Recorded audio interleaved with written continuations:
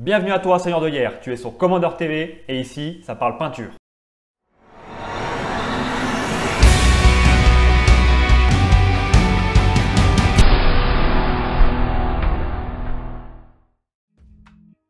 Bienvenue à vous pour cette vidéo, nous allons voir ensemble la peinture de Tyrannide, schéma de couleur jaune et peau os.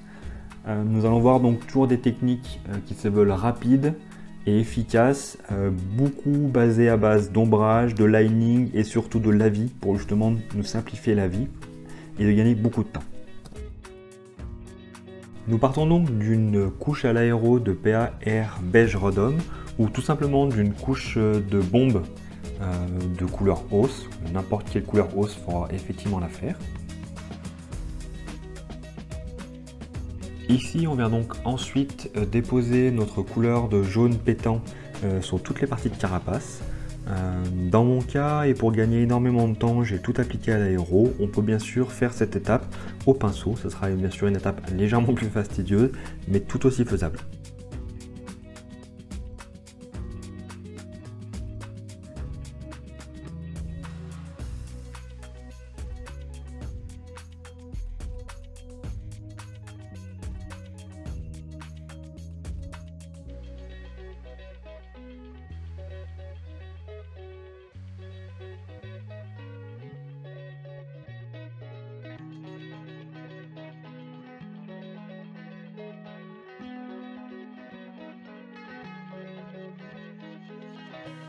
On vient maintenant faire les premiers éclaircissements de notre figurine en utilisant du blanc.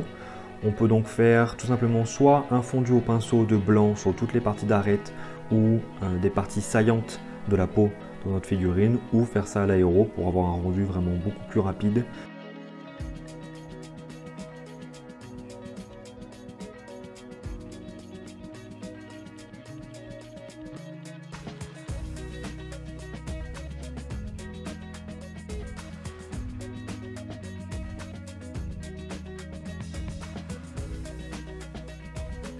On applique un lavis d'Army Painter Strong Tone.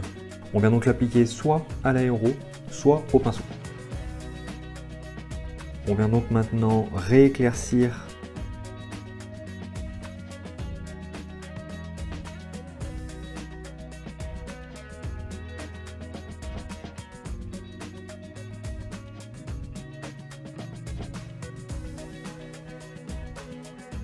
Il s'agit ici d'une des deux étapes les plus importantes de la figurine, ça va être l'ancrage marron.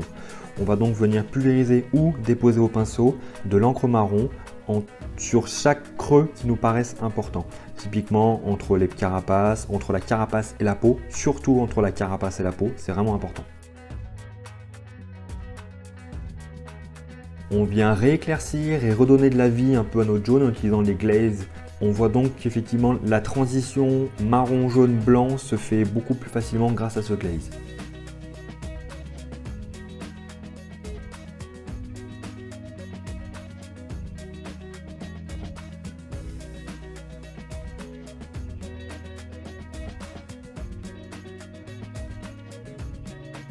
On vient ensuite, comme l'étape d'ancrage marron, faire un ancrage noir. On vient donc pulvériser légèrement de l'encre noire précédemment où on avait déjà mis du marron. L'idée c'est de ne pas recouvrir intégralement notre marron, juste pour vraiment donner de la profondeur supplémentaire à notre carapace et un peu plus de réalisme.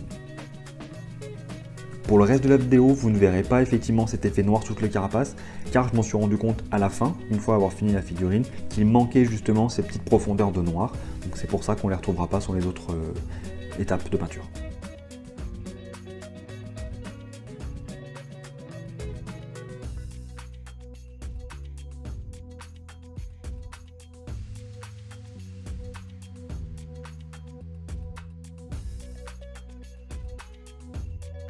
On attaque donc notre partie finition. On prend notre lavis rouge Carroburg Crimson qu'on vient donc déposer dans toutes les petites alvéoles ou membranes de la figurine.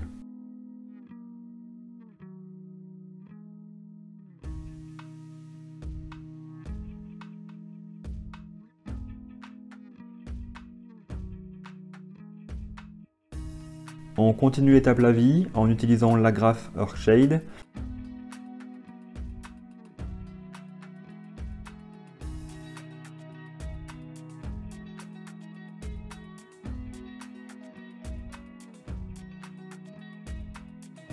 Pour la partie langue et autres choses comme ça, on utilise un rouge bien pétant comme le Evil Sun Scarlet qui est très bien pour ça.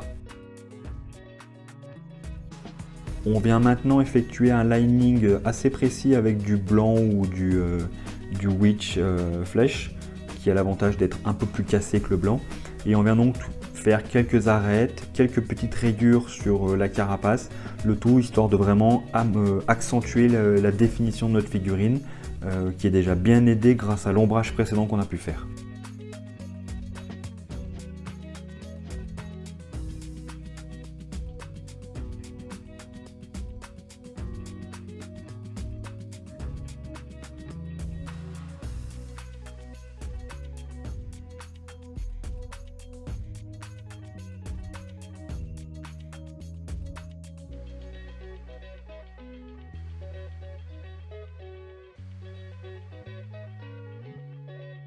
La figurine est maintenant terminée. On remarque qu'on a peint cette figurine en très peu de temps.